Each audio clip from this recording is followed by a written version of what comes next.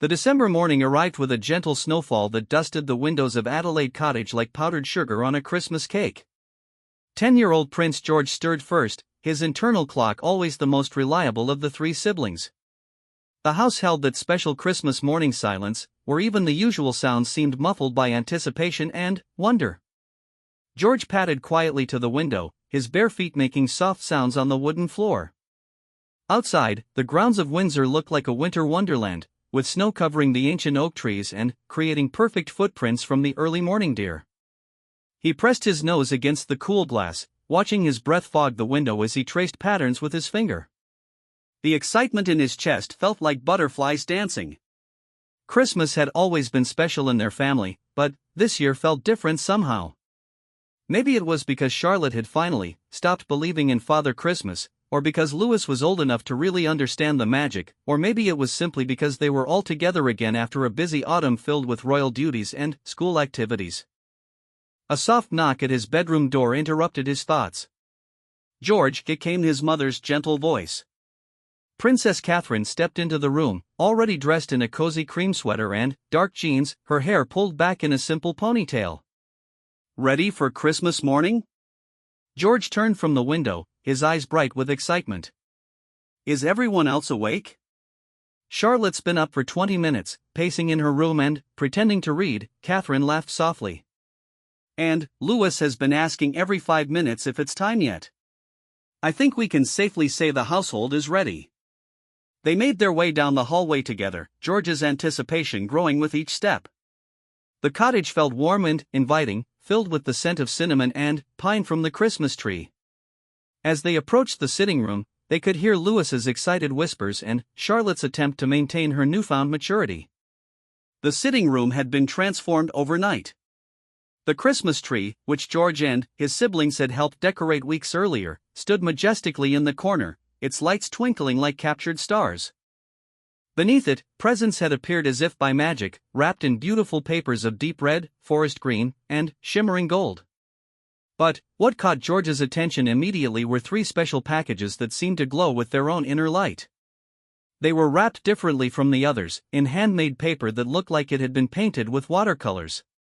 Each package bore a small, handwritten tag in familiar handwriting that made George's heart skip with recognition. "Granny Carole," he whispered, and Catherine smiled knowingly. 8-year-old Princess Charlotte was already on her knees beside the tree, her long brown hair falling like a curtain as she examined the presents. She had grown so much this year, George noticed, not just in height but in the way she carried herself. She was becoming more thoughtful, more aware of the world around them, but she still had that spark of mischief in her eyes that made her uniquely Charlotte. "Look at these ones," Charlotte said, pointing to the watercolor-wrapped packages. "They're different from all the others." 5-year-old Prince Louis came bounding into the room with the energy of a small hurricane, his pajamas slightly askew and his hair sticking up at impossible angles. He had chocolate smudged on his cheek, evidence of his early morning raid on the advent calendar. "Is it time for presents? Is it really time?" Louis asked, practically bouncing on his toes. His excitement was infectious, and even Charlotte, who had been trying so hard to act grown-up, couldn't help but giggle. "Yes, it's really time," their father, Prince William, said as he entered the room carrying a steaming mug of coffee. He settled into his favorite armchair, the one by the fireplace that had become worn soft from countless evenings of reading bedtime stories and family conversations. The family gathered around the Christmas tree in their traditional circle. This ritual had evolved over the years, from the early days when George was a toddler and more interested in the wrapping paper than the gifts, to now when each child brought their own personality to the experience. "Should we start with the special ones from Granny Carole?" Catherine suggested, settling onto the carpet with her children. The floor was soft beneath them, covered with the large Persian rug that had been a wedding gift years ago. George reached for his package first, the one with his name written in Carole's distinctive script. The watercolor paper felt different under his fingers, handmade and textured. As he carefully peeled back the tape, his siblings watched with curiosity. George had always been the careful unwrapper, preserving the paper for later use, while Charlotte attacked presents with enthusiasm and Louis often needed help to avoid destroying everything in his eagerness. Inside the first layer of wrapping was another surprise, a small envelope tucked between layers of tissue paper. George opened it with trembling fingers and found a handwritten letter from his grandmother. The paper was cream-colored and thick, the kind she used for special occasions. "My dearest George," he read aloud, his voice carrying clearly in the quiet room. "I have been working on something special for you this year, something that I hope will remind you of all our wonderful times together. You have such a kind heart and such curiosity about the world around you. This gift is meant to encourage that spirit of adventure and discovery that makes you so special." George looked up at his parents, who were watching with warm smiles. "Should I keep reading?" "Of course, darling," Catherine encouraged. "Every time you use this gift, I want you to remember that learning is one of life's greatest adventures. Whether you're exploring distant lands or discovering something new in your own backyard, always remember that knowledge is a treasure that no one can ever take away from you. I love you more than all the stars in the sky. Love always, Granny Carole." George carefully folded the letter and set it aside before continuing with the wrapping. Layer by layer, the gift revealed itself. First came a beautiful wooden box, handcrafted with smooth edges and a brass latch. The wood was a rich cherry color, polished to a soft shine that caught the morning light streaming through the windows. George opened the latch and gasped. Inside was the most magnificent collection he had ever seen. The box was divided into careful compartments, each holding something different. There was a brass compass with intricate engravings around the edge, its needle pointing steadily north. A small telescope, perfectly sized for his hands, rested in velvet-lined space. A leather-bound journal with blank pages waited to be filled with observations and discoveries. But there was more. A magnifying glass with a carved wooden handle sat nestled next to a collection of small glass vials for collecting specimens. A set of colored pencils, each one sharp and vibrant, lay in perfect rows. In one corner, George found a small digital camera, child-friendly but clearly capable of taking real photographs. "It's an explorer's kit," George breathed, running his fingers over each item with reverence. "A real explorer's kit." Charlotte leaned over to look, her eyes wide with admiration. "That's brilliant, George. Look at all the things you can discover with that." Louis bounced closer, drawn by the shiny brass compass.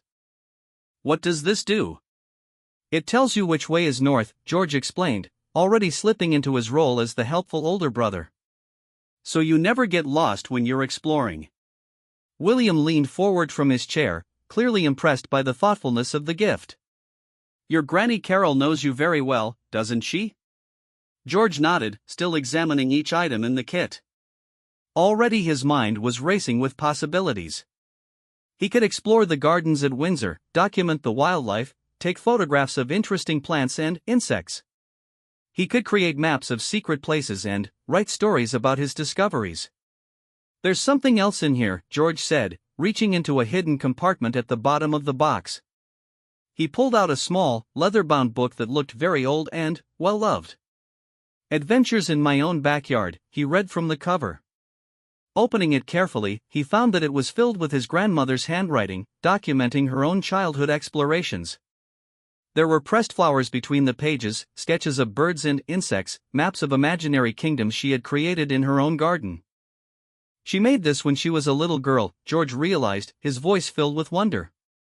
All these adventures, all these discoveries. She's sharing them with me. Catherine felt tears prick at her eyes as she watched her son's face light up with understanding. This wasn't just a gift, it was a connection across generations, a sharing of dreams and curiosity and the joy of discovery. George carefully placed everything back in the box, but kept the compass out, watching as its needle swung to point north no matter which way he turned it. Already he was planning his first expedition, perhaps to the old oak tree at the edge of the cottage grounds, or maybe to the small stream that ran behind the garden. "Thank you, Granny Carole," he whispered, even though she wasn't there to hear him.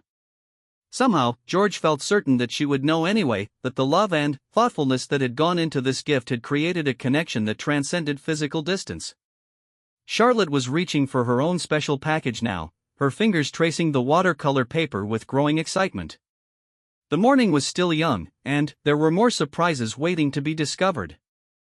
Outside, the snow continued to fall gently, blanketing the world in pristine white. Inside Adelaide Cottage, a family was creating new memories, one carefully chosen gift at a time. The magic of Christmas wasn't just in the presents themselves, but in the love and thought behind each one, the connections they strengthened, and the joy they brought to faces young and old. George held his compass up to catch the morning light, watching the brass gleam gold in the Christmas morning sunshine. This was going to be the best adventure yet. Princess Charlotte sat cross-legged on the carpet, her package from Granny Carole balanced carefully in her lap. The watercolor wrapping paper felt different under her fingertips, textured and handmade in a way that suggested hours of careful preparation. She had been watching George's reaction to his gift with growing anticipation, and now her own heart was racing with curiosity about what her grandmother had chosen for her. Unlike George, who approached unwrapping with methodical precision, Charlotte had always been more impulsive with presents. But something about this package made her want to slow down, to savor the moment. The way the morning light caught the painted swirls on the paper, the careful way her name had been written in Carole's flowing script, everything suggested that this was something truly special. "Go on, Charlotte," her mother encouraged gently. "We're all eager to see what Granny Carole has for you." Charlotte began to peel back the paper slowly, revealing the same cream-colored envelope that George had found. Her heart skipped as she opened it, unfolding the letter with the same careful attention her brother had shown. "My beautiful Charlotte," she read aloud, her voice clear and confident despite the emotion building in her chest.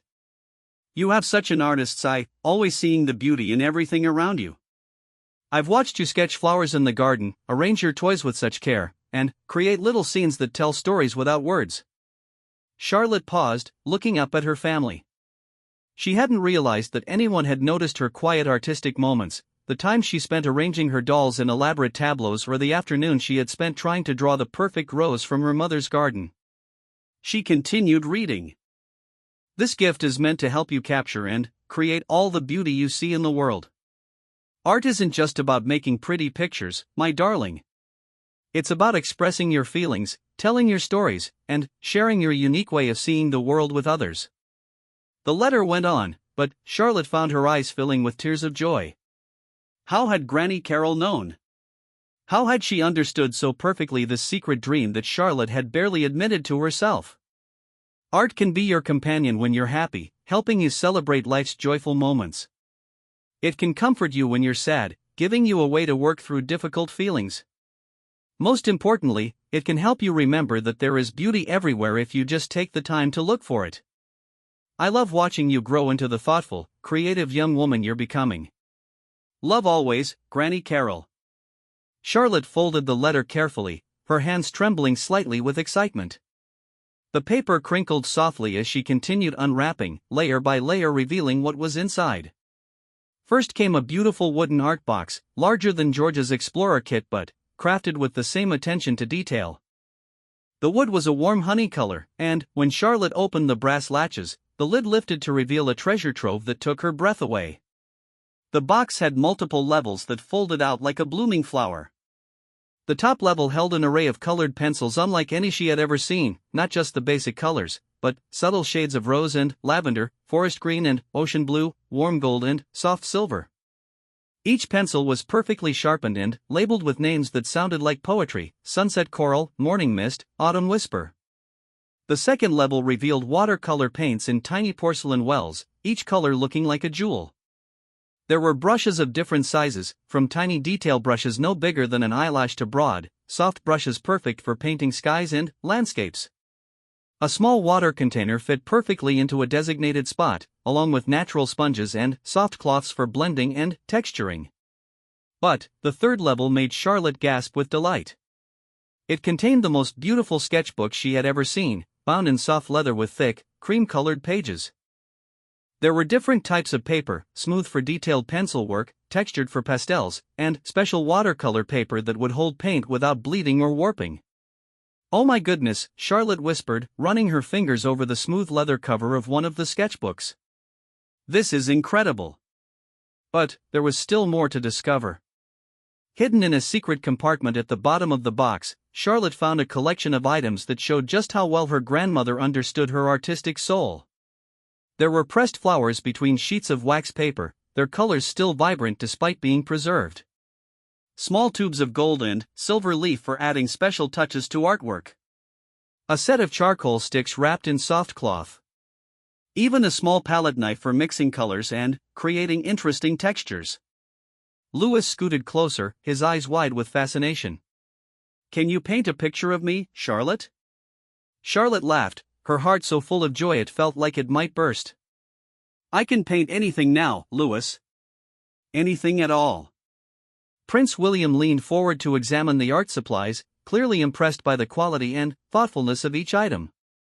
"This is a professional-level art kit, Charlotte. Your Granny Carole must have spent a lot of time choosing exactly the right supplies." Catherine smiled as she watched her daughter's face glow with happiness. Charlotte had always been the child who noticed details others missed, the way light fell across a flower petal, the exact shade of blue in a winter sky, the interesting patterns shadows made on the garden path. Now she would have the tools to capture all those observations. "Look at this," Charlotte said, holding up a small magnifying glass specifically designed for detailed artwork. "I could draw the tiniest details with this. I could paint the individual scales on a butterfly's wing or the dewdrops on spider webs." George looked over from where he was still organizing his explorer's kit. "Maybe we could go on expeditions together," he suggested. "I could discover interesting things, and you could paint them." The idea sparked immediate excitement in Charlotte's imagination. She could picture it perfectly, she and George setting out into the gardens or the Windsor grounds, him with his compass and specimen jars, her with her sketchbook and paints. They could document their discoveries both scientifically and artistically, creating a complete record of their adventures. "That would be amazing," Charlotte agreed, already envisioning the possibilities. "I could paint the places you explore, and you could write about what we find." But there was one more surprise waiting in Charlotte's gift. Tucked into the very bottom of the art box, wrapped in tissue paper, was a small canvas that had already been painted. Charlotte carefully lifted it out and found herself looking at a perfect miniature portrait of the three siblings, painted in soft watercolors with incredible skill and attention to detail. In the painting, George stood slightly behind his siblings, his expression serious but kind, wearing the blue jumper he had worn to their last visit with Granny Carole. Charlotte was in the middle, her hair catching sunlight, her eyes bright with curiosity and mischief. Louis was in front, grinning widely, his arms spread as if he was about to launch himself into flight. But what made the painting truly special was the background. Instead of a formal setting, Granny Carole had painted them in a garden that seemed to shimmer with magic. There were flowers that might have been real or imaginary, trees that seemed to whisper secrets, and a sky that held all the colors of a perfect sunset. "She painted us," Charlotte breathed, studying every careful brushstroke. "She painted us in a fairy tale." Catherine looked over Charlotte's shoulder at the painting, feeling that familiar tightness in her chest that came with being deeply moved. Her mother had always been artistic, but this painting captured something beyond mere likeness. It showed the essence of each child, their personalities and dreams made visible in watercolor and love. "There's something written on the back," Charlotte noticed, turning the small canvas over. In Carole's familiar handwriting were the words, "My three little artists, each creating beauty in your own special way. Never stop seeing magic in the world around you." Charlotte propped the painting carefully against the side of her art box, where she could see it while she explored the rest of her supplies. Already her mind was racing with ideas. She wanted to paint the Christmas tree with its twinkling lights. She wanted to capture the way the snow looked on the windows. She wanted to draw Louis's excited face and George's careful concentration as he examined his compass. "Can I try the paints right now?" Charlotte asked, looking hopefully at her parents.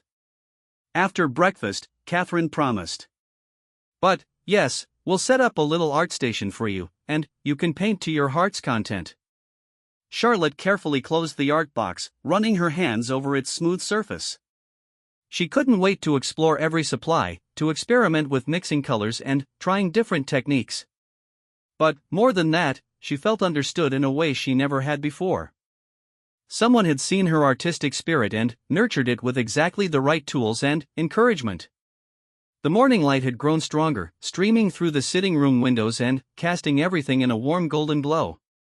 Charlotte looked around the room with new eyes, seeing it not just as a familiar space but as a potential subject for artistic interpretation. The way the light caught the ornaments on the Christmas tree, the cozy shadows in the corners, the expressions of love and contentment on her family's faces, everything looked like a painting waiting to be created. Louis was growing restless, eyeing his own special package with barely contained excitement. Charlotte noticed his fidgeting and smiled. Her little brother had been so patient while she and George opened their gifts, but she could tell he was practically vibrating with anticipation. "Your turn, Louis," she said generously, gesturing toward his watercolor-wrapped present. "Let's see what amazing thing Granny Carole has for you." As Charlotte carefully moved her art supplies to a safe spot beside the tree, she felt a deep sense of gratitude washing over her.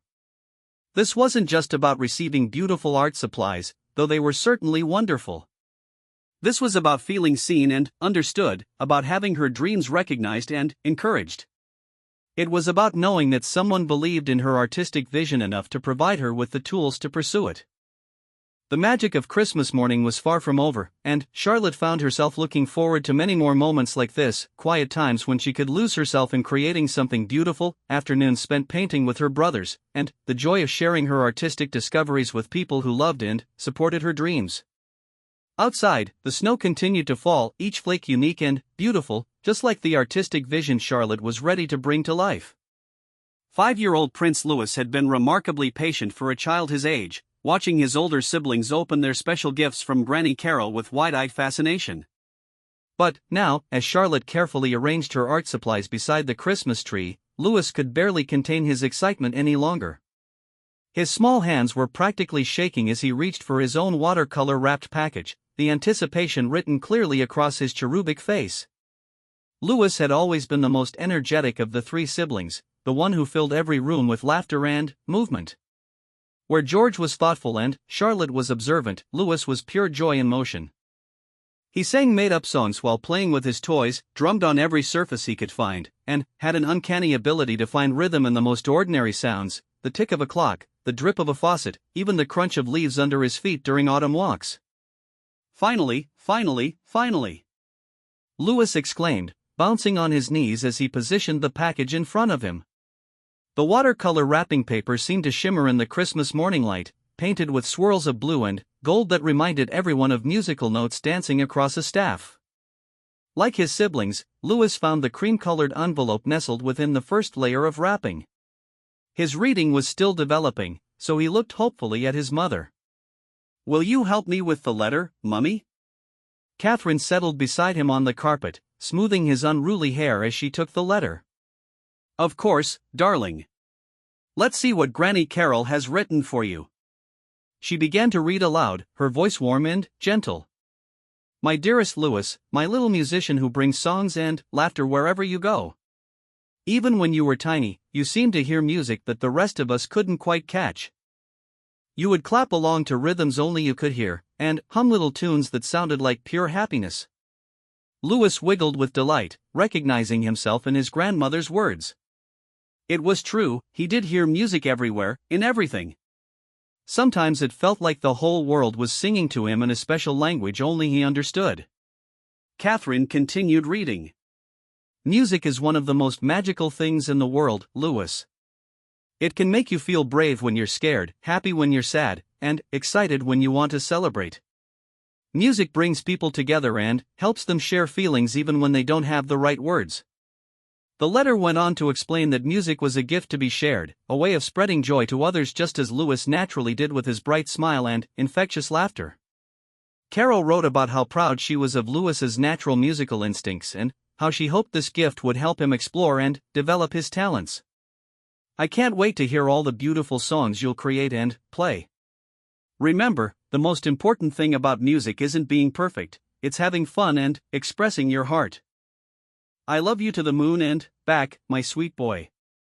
Love always, Granny Carole." Louis clapped his hands together as Catherine finished reading, his eyes sparkling with anticipation. Now the present, now the present. He attacked the remaining wrapping with typical Louis enthusiasm, tearing away the paper with joyful abandon while his siblings laughed at his excitement. What emerged from the watercolor wrapping made the entire family gasp with amazement. It was a child-sized keyboard, but not just any keyboard. This one was crafted from beautiful blonde wood with smooth, curved edges that made it look almost like a piece of furniture. The keys were real ivory and ebony, sized perfectly for small hands but with the authentic feel of a professional instrument. Above the keyboard was a small digital display, and to the sides were various buttons and controls that looked both sophisticated and child-friendly. But that wasn't all. Attached to the keyboard was a pair of high-quality headphones in bright red, Lewis's favorite color, along with a small microphone on an adjustable stand.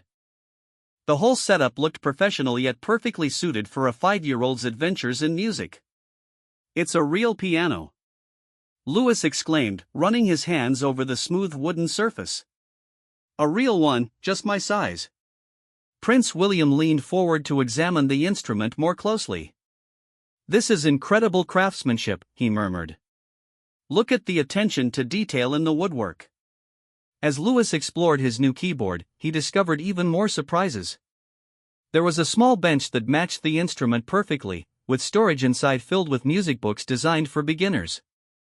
The books had large, colorful notes and featured familiar songs that Lewis already loved: "Twinkle, Twinkle, Little Star," "Mary Had a Little Lamb," and even some simple Christmas carols. Hidden beneath the music books, Lewis found a collection of rhythm instruments, small drums, shakers filled with different materials that created unique sounds, wooden blocks, and even a tiny tambourine decorated with bright ribbons. Each instrument was perfectly sized for his small hands and made with the same attention to quality as the keyboard itself. "Look, look!" Lewis called out, pulling out a colorful xylophone with mallets wrapped in soft fabric. He immediately began experimenting with it, creating a cascade of bright, cheerful notes that filled the room with music. Charlotte looked up from arranging her art supplies, smiling at her little brother's obvious joy. "That sounds beautiful, Lewis. You're already making music." But the most special discovery was yet to come.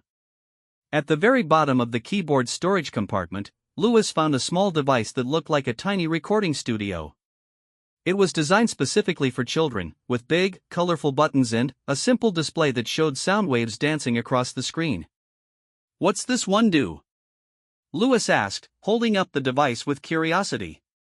George, who was always eager to help explain how things worked, leaned over to look. "I think it records music," he said. "So you can play something and, then, listen to it back." William nodded, impressed by the sophistication of the gift. "That's exactly right. Your Granny Carole has given you a complete music studio, Lewis. You can compose your own songs, record them, and even play them back for the family." Lewis's eyes grew as wide as saucers. The idea that he could create his own music, real songs that people could hear over and over again, filled him with an excitement so intense he could barely sit still. He immediately climbed onto the bench and placed his small fingers on the keyboard keys. The first note he pressed rang out clear and true, a perfect middle C that seemed to hang in the air like magic. Lewis giggled with delight and pressed another key, then another, creating a simple melody that made everyone smile. "It sounds just like a real piano," he exclaimed, his fingers dancing across the keys with natural rhythm. Even without any formal training, Lewis seemed to understand instinctively how to make the keys sing. Catherine watched with tears of joy in her eyes as her youngest child discovered the magic of creating music. Lewis had always been their little performer, the one who turned everyday moments into shows and filled their home with laughter and song. Now he had the tools to take that natural musical gift and truly develop it. "Can you play Happy Birthday?" Charlotte asked, settling down beside the keyboard to listen. Lewis screwed up his face in concentration, trying to remember the melody. His first attempt was halting and included a few wrong notes, but the tune was recognizable.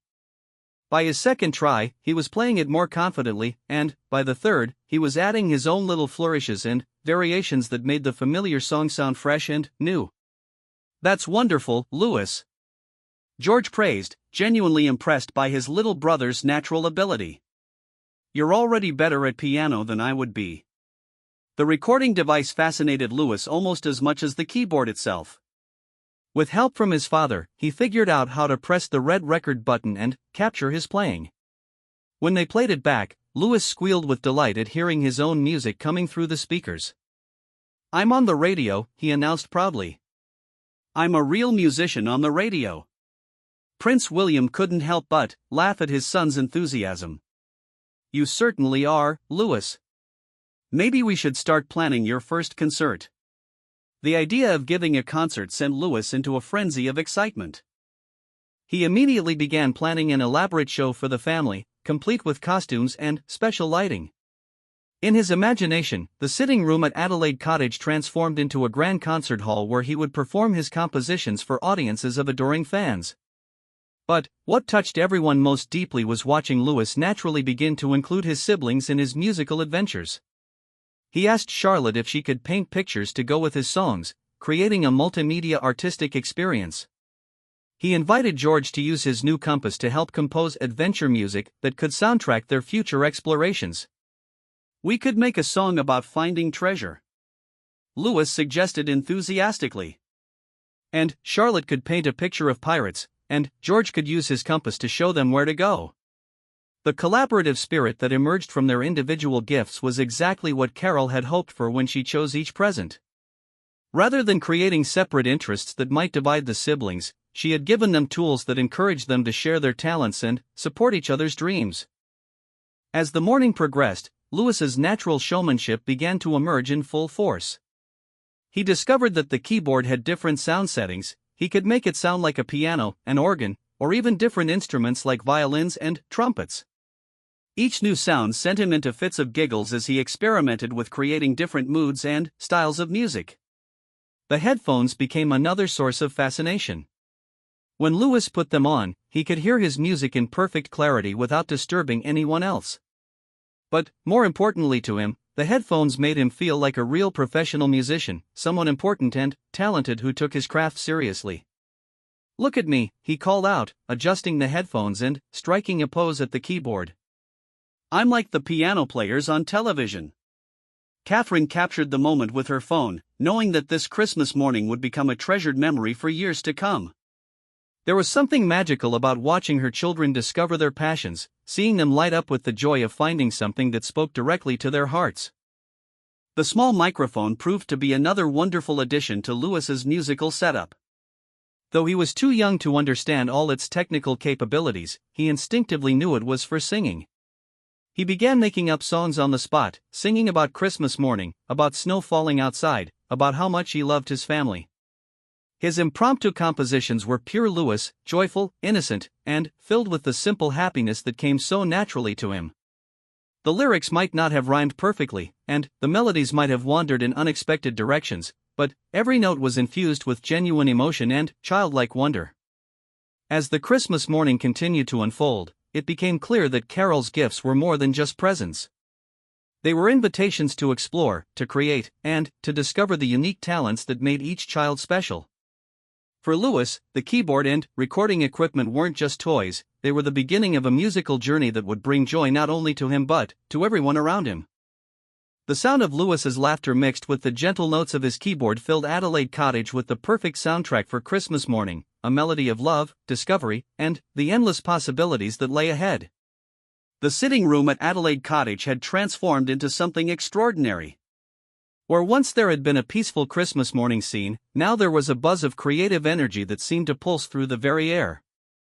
George sat by the window with his explorer's kit, using his new magnifying glass to examine snowflakes that had gathered on the windowsill. Charlotte had set up an impromptu art station on the coffee table, her watercolors already mixed and ready as she worked on a painting of the Christmas tree. Louis was at his keyboard, creating a gentle melody that served as the perfect background music for his siblings' activities. Princess Catherine stood in the doorway for a moment, just watching her three children in their element. Each one was absorbed in their new passion, yet somehow they remained connected, commenting on each other's work and sharing in the joy of discovery. It was exactly the kind of scene she had always dreamed of for her family, not formal or staged, but beautifully natural and filled with genuine happiness. "Mummy, come look at this," George called out, his voice filled with excitement. He had been studying the intricate patterns of frost on the window, and, through his magnifying glass, he had discovered an entire world of crystalline beauty that was invisible to the naked eye. Catherine joined him at the window, peering through the magnifying glass at the delicate ice formations. That's incredible, George. It looks like tiny works of art.